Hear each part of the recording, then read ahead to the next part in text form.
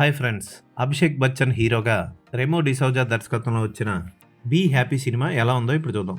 శివ్ రస్తోగి భార్యను కోల్పోయి మావగారి బ్యాంకులోనే పనిచేస్తూ కూతుర్ని బాగా చూసుకుంటూ ఉంటాడు. ఈ కూతురి పేరు దారా. దారా రస్తోగికి డ్యాన్సర్ అవ్వాలని, డ్యాన్స్ షోలో ప్రైజ్ గెలవాలని ఆశ ఉంటుంది. అయితే ఆమె స్కూల్ టీచర్ మ్యాగీ ద్వారా ఇన్స్పైర్ అవుతుంది. బాంబే వెళ్ళి ఎలాగైనా డ్యాన్సర్ అవ్వాలనుకుంటుంది. మొదట్లో నిరాకరించిన తర్వాత కూతురు కోసం బాంబే వెళ్తాడు శివ్. అయితే అనుకోని సంఘటనలు జరిగి వాళ్ళ జీవితం తల్లకిందులైపోతుంది. అయినా సరే అటువంటి పరిస్థితుల్లో కూతురు కోసం శివ్ రస్తోగి ఎలా నిలబడ్డాడు, కూతురు కోసం ఏం చేశాడు అన్నదే సినిమా. రెమో డిసౌజా అనగానే రకరకాల డ్యాన్సర్లు, ఆ డ్యాన్సర్లకు వచ్చిన కష్టాలు, అద్దెలు కట్టలేక పారిపోవడాలు, డ్రగ్స్, లేకపోతే క్యాన్సర్ వచ్చి చచ్చిపోవడం, ఇవే ఉంటాయి.